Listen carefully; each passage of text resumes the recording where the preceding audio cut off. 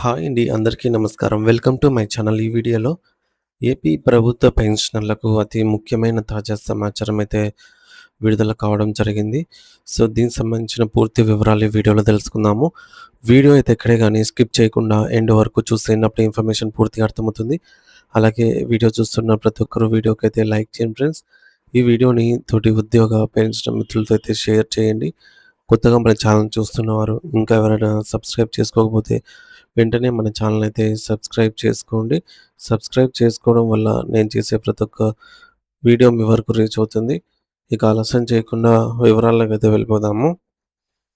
So friends, ఇక విషయానికి వచ్చినట్లయితే ఆంధ్రప్రదేశ్ రాష్ట్ర ప్రభుత్వ ఉద్యోగులు మరియు ఉపాధ్యాయులు పెన్షనర్లకు ఆరోగ్య సంరక్షణ కోసం రూపొందించిన ఒక అద్భుతమైనటువంటి ఈ యొక్క ఈహెచ్ఎస్ ఎంప్లాయీ హెల్త్ స్కీమ్ సంబంధించి మనకు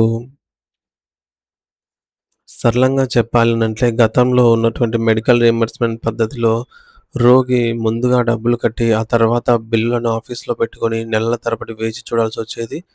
కానీ ఈ కొత్త విధానం ద్వారా ఎటువంటి నగదుతో సంబంధం లేకుండా కేవలం హెల్త్ కార్డ్ చూపించి ఆసుపత్రిలో అత్యుత్తమ చికిత్స పొందే సౌకర్యం లభించింది. ఈ పథకం కేవలం ఆసుపత్రిలో చేరినప్పుడు మాత్రమే కాకుండా శస్త్రచికిత్సల తర్వాత అవసరమయ్యేటటువంటి రక్షణ అంటే ఈ మేరకు పోస్ట్ ఆపరేటివ్ కేర్ మరియు ఆసుపత్రిలో చేరాల్సిన అవసరం లేని కొన్ని రకాల దీర్ఘకాలిక వ్యాధులకు కూడా ఈహెచ్ఎస్ అనేది వర్తిస్తుంది.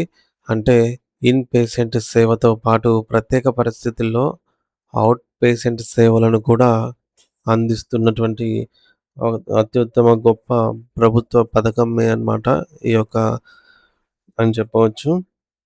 ఇకపోతే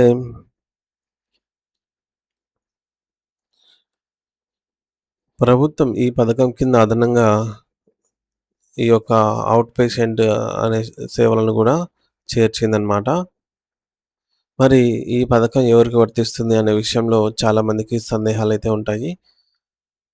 రాష్ట్ర ప్రభుత్వంలో పనిచేస్తున్నటువంటి రెగ్యులర్ ఉద్యోగులకు వర్తిస్తుంది. అలాగే స్థానిక సంస్థల సిబ్బందికి కూడా వర్తిస్తుంది. అలాగే సర్వీస్ పెన్షనర్లకు, ఫ్యామిలీ పెన్షనర్లకు మరియు తిరిగి ఉద్యోగంలో చేరిన అంటే పెన్షనర్స్ అయ్యి మళ్ళీ జాబ్‌లో చేరిన వారికి కూడా అందరికీ ఈ పథకాన్ని పూర్తిగా ఉపయోగించుకోవచ్చనమాట. వీరందరూ అర్హులవుతారు. వీరితో పాటు వీరిపై ఆధారపడినటువంటి కుటుంబ సభ్యులకు కూడా ఈ కార్డు ద్వారా అంటే పెన్షనర్ అయితే పెన్షనర్ యొక్క కుటుంబ సభ్యులు, ఎంప్లాయీ అయితే ఎంప్లాయీ కుటుంబ సభ్యులకి కూడా వైద్యం అయితే అందించబడుతుంది. ఇక్కడ కుటుంబ సభ్యులంటే కేవలం భార్యాభర్తలు మాత్రమే కాదు, పూర్తిగా ఆధారపడినటువంటి తల్లిదండ్రులైనా కావచ్చు, లేదంటే చట్టబద్ధంగా దత్తత తీసుకున్న లేదా సొంత పిల్లలైనా కావచ్చు. ఆహ్, వీరు కూడా ఉంటారనమాట. ఒకవేళ ఉద్యోగి లేదా పెన్షనర్ మహిళ అయితే ఆమెపై ఆధారపడిన తల్లిదండ్రులకు కూడా ఈ ప్రయోజనం అనేది వర్తిస్తుంది. మరి పిల్లల విషయానికే వస్తే వారికి 25 ఏళ్ళు నిండే వరకు లేదా వారు స్వతంత్రంగా ఉద్యోగం సంపాదించే వరకు మాత్రమే వారికి ఈ యొక్క కార్డులో లబ్ధిదారులుగా ఉంటారు. అయితే పిల్లలకు మాత్రం 25 ఏళ్ళు దాటిన తర్వాత కూడా ఒకవేళ వాళ్ళేదైనా వైకల్యంతో బాధపడుతూ ఉన్నట్లయితే, స్వతంత్రంగా బ్రతకలేక ఉద్యోగిపైనే ఆధారపడి ఉన్నట్లయితే, వారికి వయసుతో నిబంధన అనేది ఉండదు. వారికి కూడా లైఫ్ టైమ్ వర్తిస్తుందనమాట అటువంటి వారికి. సో, ఈ పథకం కింద చికిత్స అయితే పొందవచ్చు. కానీ దానికి సంబంధించి వైకల్య పత్రాన్ని మనమైతే సమర్పించాల్సి ఉంటుంది. మరో ముఖ్యమైన విషయం ఏమిటంటే, ఒకవేళ ఉద్యోగి తల్లిదండ్రులకు ఇప్పటికే తెల్ల రేషన్ కార్డు లేదా ఆరోగ్యశ్రీ కార్డు గనక ఉండి ఉంటే, వారు విడిగా నివసిస్తూ ఉంటే వారికి అటువంటి వారిని మాత్రం ఈ పథకంలో చేర్చకూడదనమాట. ఎందుకంటే వారికి వైట్ రేషన్ కార్డు ఉంది కాబట్టి ఆరోగ్యశ్రీ ద్వారానే వారు విడిగా ఉంటారు. సో, ఆరోగ్యశ్రీ ద్వారానే వెళ్ళాల్సి ఉంటుంది. సో, ఎందుకంటే వారు ఇప్పటికే ప్రభుత్వం నుండి మరో రూపంలో ఉచిత వైద్య సదుపాయాన్ని పొందుతూ ఉన్నారు కాబట్టి అలా చేయకూడదు. ఇక అదే విధంగా భార్యాభర్తలలో ఒకరు ప్రభుత్వ ఉద్యోగిగా ఉండి, మరొకరు ప్రైవేటు సంస్థలో పనిచేస్తూ ఉంటే, అక్కడ ప్రైవేటు సంస్థలో బీమా సౌకర్యం అనేది ఉన్నప్పటికీ, వారిని గూడా ఈహెచ్ఎస్ పథకంలో కుటుంబ సభ్యుడిగా చేర్చుకోవడానికి ఎటువంటి అభ్యంతరం లేదు. సో, ప్రైవేట్‌గా ఉన్నా సరే ఏం కాదు. ఇక రిటైర్డ్ అయినటువంటి ఉద్యోగులకు ఈ కార్డ్ ఎలా మారుతుంది అనేది చాలా కీలకమైన ప్రశ్న. ఒక ఉద్యోగి పదవీ విరమణ చేసిన తర్వాత 6 నెలల వరకు సో, రిటైర్ అయిన తర్వాత 6 నెలల వరకు మాత్రమే ఎంప్లాయీ హెల్త్ కార్డ్‌ను ఉపయోగించుకోవచ్చు. ఈలోగా తను పెన్షన్ మంజూరు అయిన చోట వెంటనే పెన్షనర్ యొక్క ఈహెచ్ఎస్ కార్డ్ కోసము అయితే అప్లై చేసుకోవాల్సి ఉంటుందన్నమాట. సో, పెన్షనర్ కార్డ్ కోసం నమోదు చేసుకోవాలి. మరి pensioner user ID so, user ID అంటే సీఎఫ్ఎంఎస్ ఐడీ మరియు పాస్వర్డ్ చాలా సులభంగా ఉంటాయి. సీఎఫ్ఎంఎస్ ఐడీకి ముందు ఉన్నటువంటి అక్షరం పిని చేరిస్తే అది యూజర్ ఐడీ అవుతుంది. అలాగే పాస్వర్డ్ కూడా సీఎఫ్ఎంఎస్ ఐడీనే ఉంటుంది. దాన్ని మీరు మార్చుకోవచ్చు. ఒకవేళ మీరు లాగిన్ కాలేకపోతే ప్రభుత్వం కేటాయించినటువంటి ఈ యొక్క హెల్ప్ లైన్ నంబర్‌కి కూడా కాల్ చేసి మీరైతే హెల్ప్ కోరవచ్చు. లేదంటే నిర్దేశిత ఈమెయిల్ ఐడీకి కూడా ఫిర్యాదు చేయొచ్చనమాట. వెబ్‌సైట్‌లో ఈహెచ్ఎస్ వెబ్‌సైట్‌లో అయితే ఉంటుంది. ఇక ఉద్యోగులు కూడా వారి సీఎఫ్ఎంఎస్ ఐడీ ద్వారా లాగిన్ అయ్యి తమకు వివరాలను నమోదు చేసుకొని, తమ వివరాలు డీడీఓ ఆమోదం పొందిన తర్వాత హెల్త్ కార్డ్‌నయితే డౌన్‌లోడ్ చేసుకోవచ్చు. ఆర్థిక పరిమితుల విషయానికి వస్తే ఈ పథకం కింద ఒక వ్యక్తికి ఒక ఎపిసోడ్ కంటే గరిష్టంగా రూ. 2,00,000 వరకు మాత్రమే ఈ మేరకు నగదు రహిత చికిత్స అనేది అందుతుంది. ఒకవేళ వ్యాధి తీవ్రత ఎక్కువగా ఉండి 2,00,000 దాటినా సరే చికిత్స అనేది ఆగిపోదు. ఆసుపత్రి యాజమాన్యం ట్రస్ట్ అనుమతితో నగదు రహిత చికిత్సను కొనసాగించాల్సి ఉంటుంది. ఎట్టి పరిస్థితుల్లోనూ నెట్‌వర్క్ హాస్పిటల్స్ చికిత్సనైతే నిరాకరించడానికైతే వీల్లేదనమాట. ఇక ఔట్ పేషెంట్ ఓపీ సేవల విషయానికి వస్తే కేవలం నోటిఫైడ్ ప్రభుత్వ ఆసుపత్రుల్లో మాత్రమే దీర్ఘకాలిక వ్యాధులకు మందులు మరియు పరీక్షలు ఉచితంగా లభిస్తాయి. మీరు ఏ ఆసుపత్రికి వెళ్ళినా అక్కడ మీకు సహాయం చేయడానికి మీకంటూ ఆరోగ్య మిత్ర అందుబాటులో ఉంటారు. సో, వారు మీకు అడ్మిషన్ నుండి డిశ్చార్జ్ వరకు అన్ని విషయాల్లో కూడా మార్గనిర్దేశం అయితే చేస్తా ఉంటారు. ఈ సౌకర్యం పొందడానికి ఉద్యోగులు మరియు పెన్షనర్స్ ప్రతి నెల కొంత చందా అనేది కట్టాల్సి ఉంటుంది. ఇది మీ యొక్క పే గ్రేడ్ ఆధారంగా అయితే ఉంటుంది. సో, 17వ పే గ్రేడ్ వరకు ఉన్న వారికి నెలకు రూ. 250 వరకు మాత్రమే. అంటే సెవెంత్ లెవెల్ వరకు కూడా గ్రేడ్ పే అనేది 17 వరకు కూడా రూ. 250. 18-22వ పే గ్రేడ్ లోపు వారికి రూ. 300. అంటే మన పే గ్రేడ్ మీద ఆధారపడి మనము ఈ యొక్క సబ్స్క్రిప్షన్‌కి ఎవ్రీ మంత్ మన అకౌంట్‌లోంచి ఈ 250 గాని, 300 గాని కట్ అవుతూ ఉంటుంది. మీరు చెల్లించే ఈ చిన్న మొత్తమే మీకు అత్యవసర సమయాల్లో కొండంత అండగా నిలుస్తుందనైతే గుర్తుపెట్టుకోండి ఫ్రెండ్స్. ఆసుపత్రిలో చేరినప్పుడు మీకు కేటాయించే వార్డులు కూడా మీ పే గ్రేడ్ ఆధారంగానే ఉంటాయి. తక్కువ గ్రేడ్ ఉన్నవారికి సెమీ ప్రైవేటు వార్డులు, ఎక్కువ గ్రేడ్ ఉన్నవారికి స్పెషల్ ప్రైవేట్ వార్డులు కేటాయిస్తారనమాట. అందుకోసమే ఆ డిఫరెన్స్ అమౌంట్ 250, 300 అట్లా.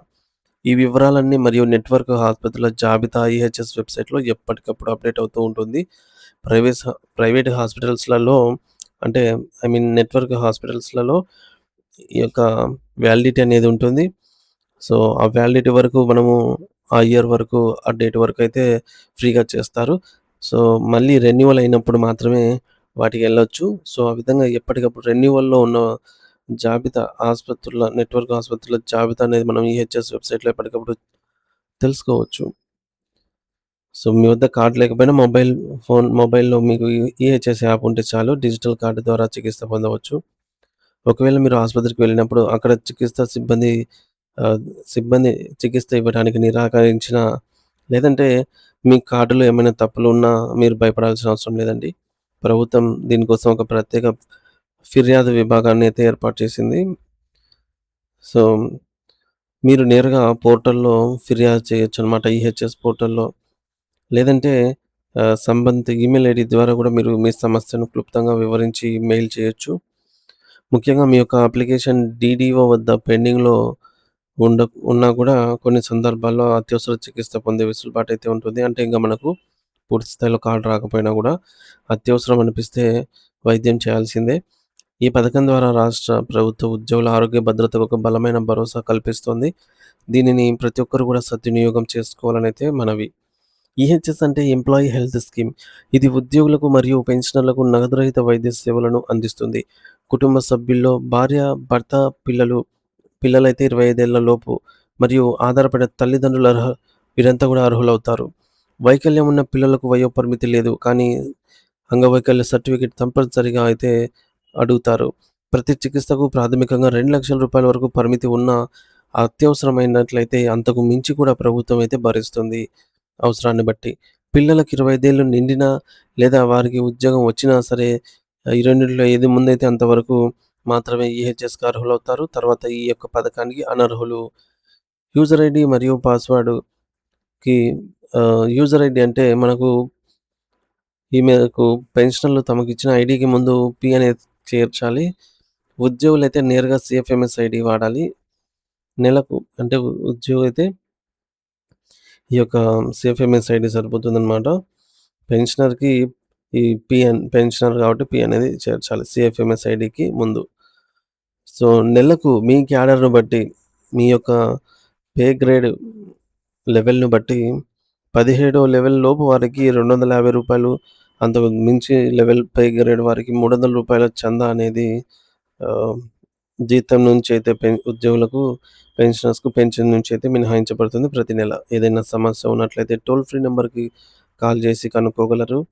సమస్యను పరిష్కరించుకోగలరు. ఈహెచ్ఎస్ పథకం ఆంధ్రప్రదేశ్ ప్రభుత్వ ఉద్యోగులు మరియు పెన్షనర్లకు ఒక గొప్ప ఆర్థిక ఊరట. గతంలో ఉన్న రియంబర్స్‌మెంట్ కష్టాలను తొలగించి కార్పొరేట్ హాస్పిటల్స్‌లో సైతం ఉచితంగా మరియు నగదు రహితంగా వైద్యం పొందేటటువంటి అవకాశాన్ని ఇది కల్పిస్తుంది. మరి నిర్దేశించిన చందాను చెల్లిస్తూ సరైన వివరాలతో మీ యొక్క కార్డును పొందితే అత్యవసర ఆరోగ్య పరిస్థితుల్లో ఈ పథకం మీకు ఒక రక్షణ కవచంలాగా అయితే పనిచేస్తుంది. మరి ప్రభుత్వం కల్పించిన ఈ సౌకర్యంపై పూర్తి అవగాహన కలిగి ఉండటం ప్రతి ఒక్క ఉద్యోగి మరియు పెన్షనర్ యొక్క బాధ్యత. సో, ఈ వీడియోని తప్పకుండా తోటి ఉద్యోగ పెన్షనర్ మిత్రులతో అయితే షేర్ చేయండి ఫ్రెండ్స్. ఇలాంటి మరెన్నో వీడియోస్ కోసం మన ఛానల్‌ని ఇప్పుడే సబ్స్క్రైబ్ చేసుకోండి. Thank you for watching this video.